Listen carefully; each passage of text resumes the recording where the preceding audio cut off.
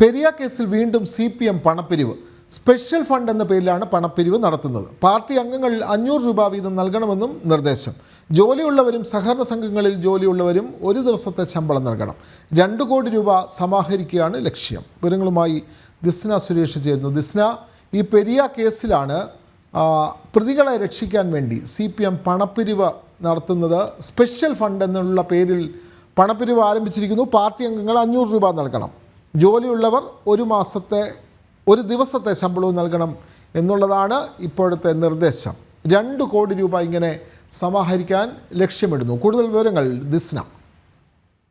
പെരിയ ഇരട്ടക്കൊലപാതക കേസിൽ ജയിലിൽ കഴിയുന്ന CPM പ്രവർത്തകർക്കായുള്ള നിയമ നടപടികൾക്കടക്കമാണ് ഇപ്പോൾ CPM ജില്ലാ നേതൃത്വത്തിന്റെ പണപ്പിരിവ് നടത്തുന്നത് എന്ന് തന്നെയാണ് നമുക്ക് നിലവിൽ അറിയാൻ സാധിച്ചിട്ടുള്ളത്.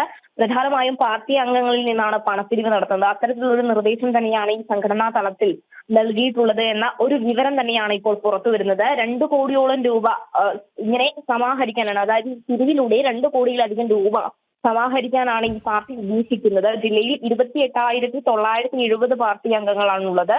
ഓരോ അംഗവും 500 രൂപ വീതം ഈ പണപ്പിരിവിലേക്ക് നൽകിയാൽ 1,40,00,000 രൂപ കൃത്യമായി തിരിച്ചെടുക്കാൻ കഴിയുമെന്ന ആസൂത്രിതമായ ഒരു ധനസമാഹരണത്തിലേക്ക് തന്നെയാണ് പാർട്ടി കടന്നിരിക്കുന്നത്. സഹകരണ സ്ഥാപനങ്ങളിലടക്കം ജോലി ചെയ്യുന്ന പാർട്ടി അംഗങ്ങളിൽ നിന്നും ഈ തുക പിരിക്കണമെന്നൊരു കർശന നിർദ്ദേശവും നൽകിയിട്ടുണ്ട്.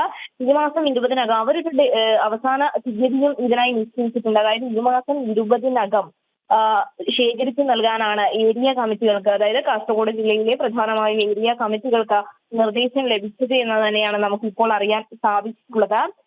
അത്തരത്തിൽ ഇവരെ രക്ഷിക്കുവാനുള്ള തുക സമാഹരിക്കുന്നതിന്റെ അവസാനഘട്ട തയ്യാറെടുപ്പിൽ തന്നെയാണ് ഈ പാർട്ടി എന്ന് നമുക്ക് പറയാൻ സാധിക്കും. നമുക്കറിയാം പെരിയ കല്യോട്ടെ യൂത്ത് കോൺഗ്രസ്. തീർച്ചയായും പെരിയ കേസിലാണ് പാർട്ടി അംഗങ്ങളിൽ നിന്നും നിർബന്ധപൂർവ്വം പണപ്പിരിവ് CPM ആരംഭിച്ചിട്ടുള്ളത്.